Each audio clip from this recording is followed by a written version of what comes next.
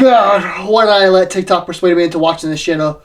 Welcome back to my 25 Days of Christmas Marathon. Today, we're going to be talking about the new Netflix Christmas film, Hot Frosty.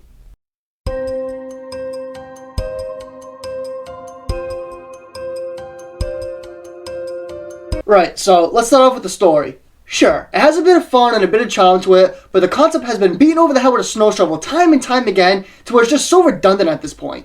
You get this by-the-numbers fish-out-of-water story that adds absolutely nothing to the general concept, where it goes through the motions just telling a very generic tale. Congratulations, Netflix, you created another unwanted Hallmark film. Now, one thing I will say, it didn't try to be bigger than what it is. It seemingly played into how silly it is, but in reality, it really didn't make it much better, because this was as stale as grandmother's Christmas fruitcake. The conflicts weren't really all that apparent, just come off as inconveniences rather than issues that needed to be resolved. After the first 20 minutes or so, you could tell exactly where the film was going to go and how things were going to pan out, leaving a very unsatisfying taste in your mouth, similar to mother's fig pudding, you know what I mean?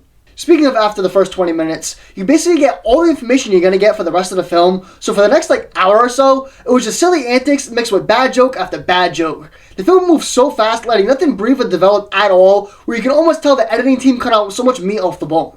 One of the major issues I had with the story and the concept itself was the logic. You could tell the film didn't take itself all that serious because there was more than a few silly missteps with the logic to where you say to yourself, that certainly doesn't make much sense or really add up, especially when it came to the fish out of water tropes. Right, so the story may not have been the best, but surely the characters picked up the slack, right?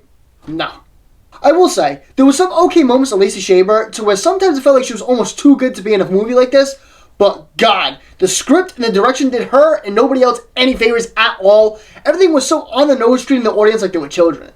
Lacey Shaber as Kathy had an okay premise as a lead character, playing that cares for everyone else besides herself role, but her character didn't really have much depth outside of that. They had a couple of ideas they wanted to go with, while attempted to give her a bit of a backstory, but it was one of those things that they had to mention to establish a character, that was completely forgotten about after that, outside a couple sprinkles of reminders here and there.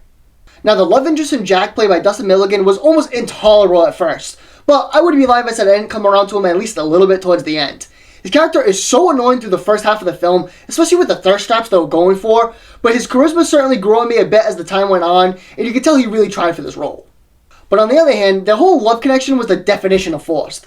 As I mentioned earlier, you already knew where the film was headed after the first couple of minutes, so the build-up to the connection had very little payoff. They tried to add substance to it, coupling Kathy's past traumas in, but it just didn't really work for me, on top of them both not really being fleshed out nearly enough. And while we're at it on the subject of not things working, the cops did not work for me. The motive they were going for was very obvious, and then you couple that with the horrendously written jokes, it just doesn't work and was really wasted for my money. Overall, this is a straight-to-Netflix film at the end of the day, but it just really didn't appeal to me. It was way too predictable, with shallow and boring characters, mixed with cheap production and a half-assed script. Hot Frosty gets a very flimsy 3 out of 10 from me. Let me know what you think of Hot Frosty in the comments below, and let me know what film you'd like to see me review next. See you guys in the next one.